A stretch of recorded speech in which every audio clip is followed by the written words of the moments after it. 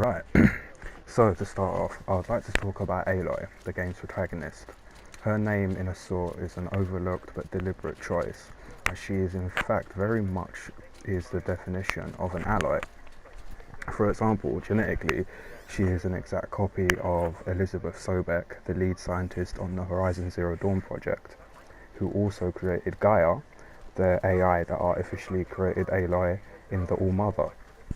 In a very interesting image, like the colour of her hair, which is red, I feel this has been done on purpose to make her stand out. So she already has a defining feature to draw attention from everyone else. Um, so in creation, she is already ahead of the curve in a sense. I also feel that she had been given a curious nature and a will to learn to seek out the unknown. This is also why I think she has a symbiotic connection to the Focus. The way she uses it without question and like an extension of herself.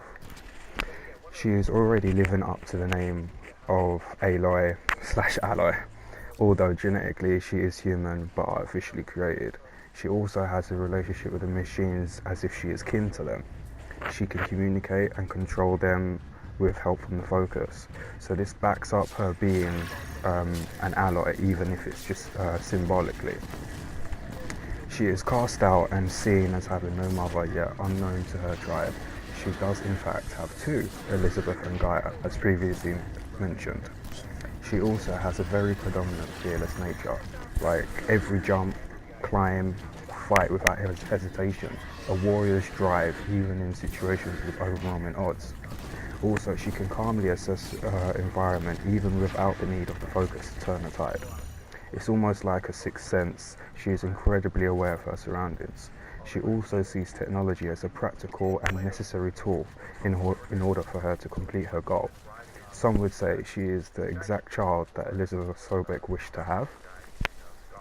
So, in this post-apocalyptic world run by mechs and sustained by Gaia, who sacrificed itself to stop the rogue program Hades from destroying all life on the planet, the tribes believe it has only been about 1,000 years since the end of the old world and the end of the ancients, whereas in actual fact, in part of the game, when Aloy accesses one of the ancient ruins, one of the Pharaoh companies that made the machines that led to the end of them, the Pharaoh Plague was the thing that led to the eventual end of the old ones. You find out that the interface that's there actually says to her that she is 350,000 years overdue, and actually addresses her as Elizabeth Sobek, yet enforcing the fact that she is her actual genetic clone. So that's a lot longer than the 1,000 years we were led to think. But this 350,000 years actually makes more sense to me, since Gaia and other systems put in place on the Ark had to re-terraform the planet in order to sustain life again. This would be a seriously long process of trial and error, especially by a system that has not done this before other than in simulations. So as you can imagine, nature can be dramatically more complex and unpredictable than any number of simulations can predict. So to get this just right, to provide an environment for life to thrive, could easily have been taken immeasurably longer. So after learning she was created by Gaia, then soon after finds out that her true purpose is to prevent a second Pharaoh Plague, headed by Hades and a Shadow Carja.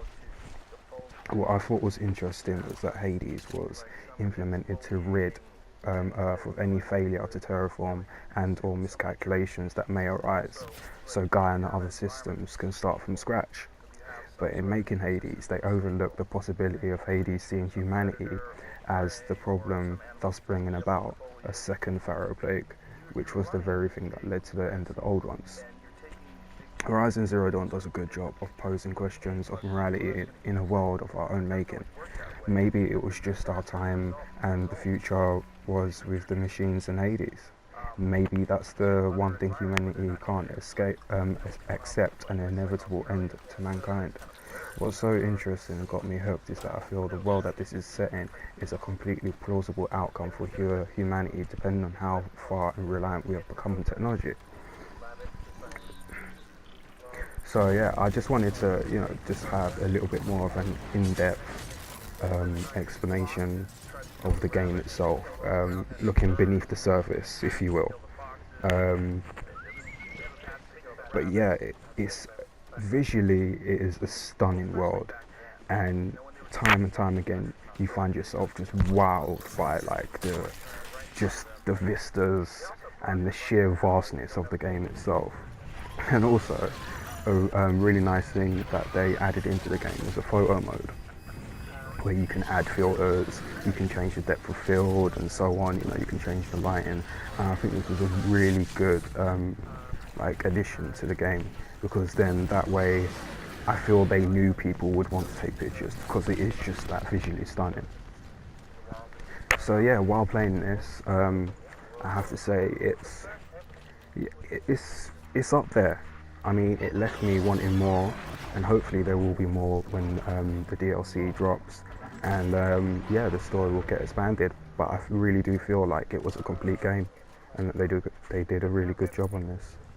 So yeah, I'll leave it there.